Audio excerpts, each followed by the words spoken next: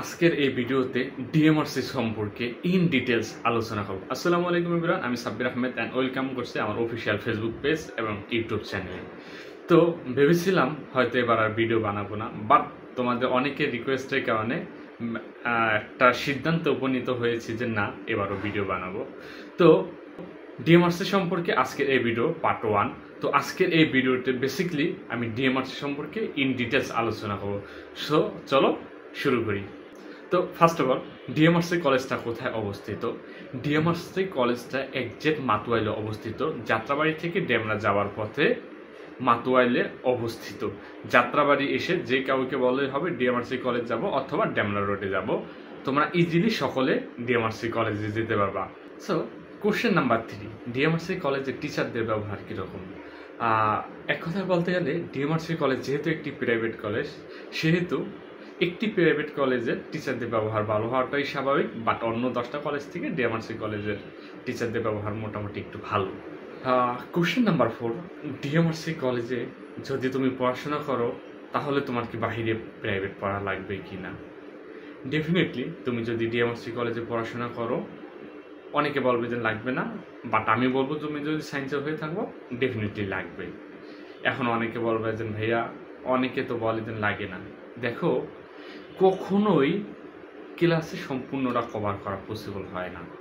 Extra তোমাকে class দেওয়া হবে, অর্থাৎ কোচিং দেওয়া হবে। সেক্ষেত্রেও মোস্ট অফ দ্য স্টুডেন্টসে দেখা যায় যে বাহিরে বরাবর পড়া লাগে। বাট কিছু আছে না যে তোমার একবারে জিনিয়াস সুপার ডুপার স্টুডেন্ট, ওদের হয়তো লাগে না, বাট 80% লাগে। এবার বাকিটা তুমি বুঝে নাও। আর কমার্স এবং আর্টসের জন্য তোমাদের বাহিরে বেরোয় পড়ার দরকার নেই।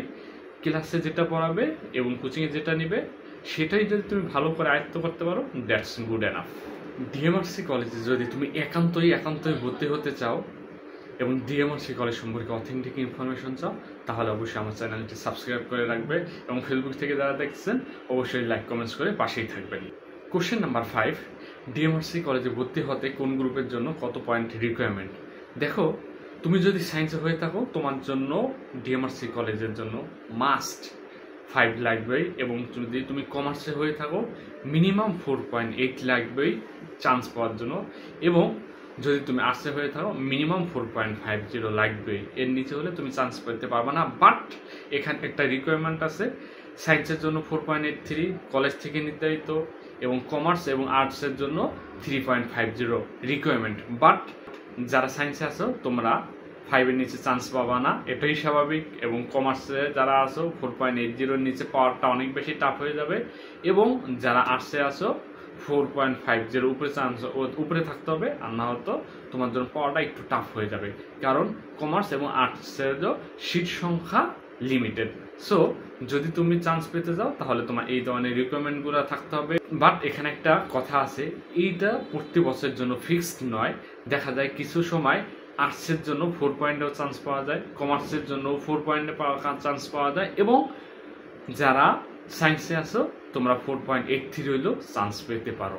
তো ভিডিওটি কেমন লাগলো অবশ্যই কমেন্টস করে জানাবা, এবং বাংলাদেশের শীর্ষ রেজাল্ট করা কিছু কলেজের ভিডিও আমি এবছর বানাবো। তো ভিডিওগুলো যদি পেতে চাও তাহলে অবশ্যই লাইক কমেন্টস করে পাশে থাকবে। দেখা হচ্ছে আগামী ভিডিওতে। সে পর্যন্ত ভালো থাকবে, সুস্থ থাকবে। আসসালামু আলাইকুম।